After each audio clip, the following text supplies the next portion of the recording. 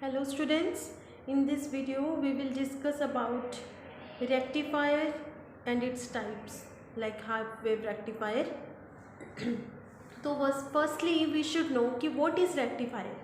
देखिए, in simple language we can say that कि rectifier is an electronic device that convert AC into DC.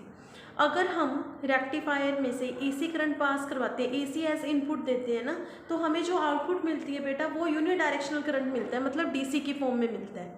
ठीक है, तो यही मेन फंक्शन है रेक्टिफायर का कि ये क्या करता है, करंट को रेक्टिफाई कर देता है. रेक्टिफाई मतलब एक ही डायरेक्शन में करंट फ्लो करेगा, एसी कंपोनेंट को डीसी में कन्वर्ट कर देगा. ठीक है, जो रेक्टिफायर्स होते हैं इनका स्विचिंग स्पीड कम होती है. तो अब हम डिस्कस करेंगे कि how can we use semiconductor diode as half wave rectifier. ये दो टाइप्स के होते हैं, एक होते हैं हाफ वेव रेक्टिफायर, एक फुल वेव रेक्टिफायर. तो हाफ वेव रेक्टिफायर के बारे में हम फर्स्टली डिस्कस करेंगे. देखो, नाम से पता चल रहा है हाफ वेव. इसमें मैं आपको थोड़ा सा पहले बताती हूँ कि होता क्या है इसका मेन फंक्शन. जैसे हमने एसी करंट सप्लाई दिया इनपुट की फॉर्म में, तो एसी करंट तो इस फॉर्म में होता है, मतलब एक पॉजिटिव हाफ साइकिल होता है, एक नेगेटिव होता है, एंड सो ऑन. ठीक है, ये होते हैं ना. लेकिन अगर हाफ वेव रेक्टिफायर का यूज़ करेंगे तो हमें इस टाइप से वैल्यू मिलेगी कि जो फर्स्ट पॉजिटिव हाफ साइकिल है उसमें तो बेटा हमें करंट मिलेगा, बट जो नेगेटिव हाफ साइकिल है उसमें कोई कंपोनेंट नहीं मिलता. फिर नेक्स्ट पॉजिटिव आया, उसमें मिलेगा, नेगेटिव में नहीं मिलता. फिर नेक्स्ट पॉजिटिव में मिलेगा, एंड सो ऑन. मतलब करंट एक ही डायरेक्शन में फ्लो हो रहा है, वो नेगेटिव डायरेक्शन में, रिवर्स डायरेक्शन में तो फ्लो ही नहीं हुआ. तो इसका मतलब एसी डीसी में कन्वर्ट हो गया. डीसी करंट डजंट मीन कि it's value is steady. DC का मतलब ये नहीं, सिर्फ ये नहीं होता. ये सोचते हैं कई बच्चे कि डीसी करंट का मतलब है एक ही पर्टिकुलर वैल्यू होएगी करंट की. ये मिसकंसेप्शन अब आपकी करेक्ट हो जाएगी. ये अभी तक आपने मतलब ये पढ़ते थे कि डीसी का मतलब होता है स्टेडी करंट. वो बेसिकली स्टेडी को नहीं कहना चाहते. उसका डीसी का मतलब होता है डायरेक्ट करंट जो होता है ना, वो एक ही डायरेक्शन में फ्लो करता है. नेगेटिव साइकिल नहीं होता उसका, रिवर्स डायरेक्शन नहीं होती. ठीक है, अब हाफ वेव तो ये काम करता है, मतलब हाफ वेव मिलती है, फुल वेव का हाफ पार्ट मिला हमें ना. बट जो फुल वेव रेक्टिफायर होते हैं उसमें हमें इस नेगेटिव हाफ साइकिल में भी आउटपुट मिलेगी और वो भी एक ही डायरेक्शन में मिलेगी. तो इसलिए उसको फुल वेव कह देते हैं और इसे हाफ वेव कहते हैं. तो हम फर्स्टली हाफ वेव रेक्टिफायर को डिस्कस करेंगे. देखिए, इसका प्रिंसिपल क्या होता है कि इसमें पीएन जंक्शन डायोड में करंट फ्लो करेगा जब हम इसको फॉरवर्ड बाइस करेंगे, बट जब रिवर्स बाइसिंग हो जाएगी डायोड की तो उसमें बहुत ही कम नेग्लिजिबल करंट होगा, मतलब ना के बराबर ना. तो इसलिए हम कहते हैं कि जब फॉरवर्ड बाइसिंग है डायोड की तब तो हमें करंट मिलेगा उस हाफ में, तो बट जब रिवर्स बाइसिंग डायोड की हो जाएगी तब हमें करंट नहीं मिलता. इसलिए उसी के अकॉर्डिंग ये बनता है. अब सर्किट अरेंजमेंट की बात करेंगे. सर्किट अरेंजमेंट में देखिए क्या करते हैं हम. जैसे यहाँ से एसी इनपुट की सप्लाई दे रहे हैं, इसमें हम ट्रांसफार्मर यूज़ करते हैं. ट्रांसफार्मर को यूज़ करने का पर्पस ये होता है कि ट्रांसफार्मर का यूज़ करने से बेटा हमें जो पावर लाइन होती है ना, मेन पावर लाइन, उससे हम अलग हो जाते हैं. मतलब इलेक्ट्रिक शॉक वगैरह लगने के जो रिस्क होता है वो ख़त्म हो जाता है.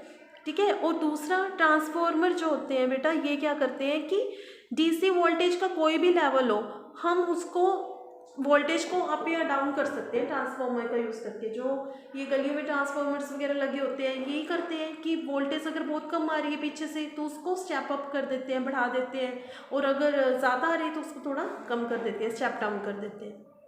तो इसलिए ट्रांसफार्मर का यूज़ किया जाता है. तो एसी इनपुट सपोज हमने यहाँ से सप्लाई दी, उसके दो टर्मिनल्स दिखा दिए. यहाँ पे हम ट्रांसफार्मर को लगाएंगे तो ट्रांसफार्मर में बेटा दो कॉइल्स होती हैं, एक प्राइमरी एक सेकेंडरी. यहाँ पे प्राइमरी कॉइल जो है वो तो जो सप्लाइड वोल्टेज के साथ कनेक्टेड होता है, और इसकी कपलिंग की जाती है सेकेंडरी वोल्टेज के कंपोनेंट के साथ. इधर ये हमने सेकेंडरी दिखा दी. ठीक है, और इधर हमने बेटा डायोड लगा दिया पीएन जंक्शन, और इसके सीरीज़ में ही हमने रेजिस्टेंस, लोड रेजिस्टेंस लगा दिया. ये लोड रेजिस्टेंस है जिसके थ्रू हम आउटपुट ऑब्टेन करेंगे. और सेकेंडरी के साथ सीरीज़ में ये पीएन जंक्शन लगाया है हमने, पीएन जंक्शन डायोड, और इसके साथ सीरीज़ में लोड रेजिस्टेंस है। ओके, तो ये है इसका सर्किट अरेंजमेंट।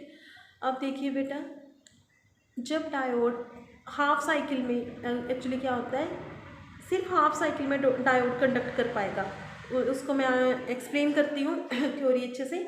देखिए, जब हमने एसी सप्लाई दी, एसी वोल्टेज अप्लाई किया, तो जैसे ही उसका पॉजिटिव हाफ साइकिल आएगा एसी वोल्टेज का, एसी करंट एसी वोल्टेज दोनों एसी वैसी दिखाएंगे, तो एसी वोल्टेज का जब पॉजिटिव हाफ साइकिल आएगा वो क्या करेगा बेटा, इसको जो पी टर्मिनल है उसके, एक्चुअली यहाँ पे फिर पॉजिटिव पोलैरिटी आ जाएगी ना पॉजिटिव हाफ साइकिल में, यहाँ पे पॉजिटिव आ जाएगा, यहाँ पे नेगेटिव, तो इसका मतलब पॉजिटिव पी से कनेक्टेड है, नेगेटिव एन से कनेक्टेड है, तो दैट मीन्स डायोड की फॉरवर्ड बाइसिंग होगी इस केस में। और अगर फॉरवर्ड बाइसिंग हो रही है तो उस केस में तो डायोड कंडक्ट करेगा और करंट फ्लो करेगा, करंट फ्लो करेगा तो रेजिस्टेंस के थ्रू हमें वैल्यू मिलेगी ना, करंट फ्लो करेगा लोड रेजिस्टेंस के थ्रू। अब देखिए यहाँ पे तो जो इनपुट यहाँ से आ रही है, एक्चुअली पीएन जंक्शन डायोड के क्रॉस तो बहुत कम वोल्टेज ड्रॉप होता है, निग्लिजिबल ऑलमोस्ट, तो हम जितनी वोल्टेज सप्लाई यहाँ से आएगी ऑलमोस्ट सारी यहाँ पे ड्रॉप हो जाएगी, तो इट मीन्स जो लोड रेजिस्टेंस के क्रॉस वोल्टेज होएगी वो VI के इक्वल होएगी।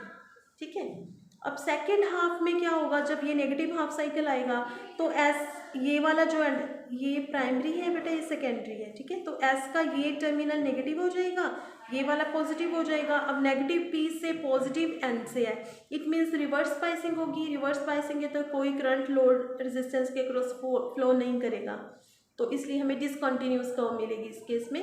तो इट मीन्स आउटपुट जो है वो यूनिडायरेक्शनल है, मतलब एक ही डायरेक्शन में मिल रहा है ना, लेकिन एम्पलीट्यूड उसका वेरी कर रहा है, वैल्यू चेंज हो रही है, तो इसलिए इस टाइप के डायरेक्ट करंट को, इस टाइप के डीसी को कहा जाता है pulsating direct current. Direct current basically दो टाइप से होता है बेटा, एक तो कांस्टेंट मैग्नीट्यूड वाला जिसमें वैल्यू भी कांस्टेंट रहे, एक होता है पल्सेटिंग डायरेक्ट करंट जिसमें डायरेक्ट करंट पल्स की फॉर्म में मिल रहा है, मतलब है तो एक ही डायरेक्शन में, ठीक है, रिवर्स डायरेक्शन में फ्लो नहीं करता करंट, लेकिन पल्स की फॉर्म में मिल रहा है, तो इट मीन्स इसका एम्पलीट्यूड वेरी कर रहे हैं यहाँ पे, तो है ये डीसी कंपोनेंट।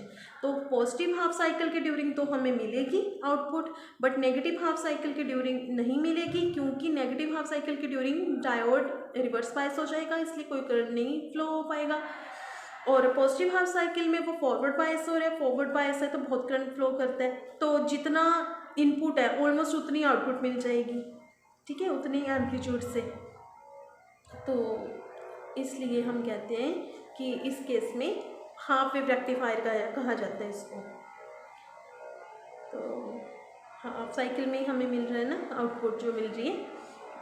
अब हम बात करेंगे mathematical analysis of half wave rectifier. देखिए, मैथमेटिकली हम वैल्यूज़ फाइंड करेंगे हाफ वेव रेक्टिफायर के लिए, जैसे एवरेज करंट क्या होगा, आरएमएस वैल्यू करंट की क्या होगी, एफिशिएंसी क्या होगी रेक्टिफायर की, पावर क्या होगी, एवरेज पावर, तो वो सारी वैल्यूज़ हम फाइंड आउट करेंगे। That is the mathematical analysis of half wave rectifier. तो ये हम नेक्स्ट वीडियो में डिस्कस करते हैं बेटा मैथमेटिकल एनालिसिस को। Thank you.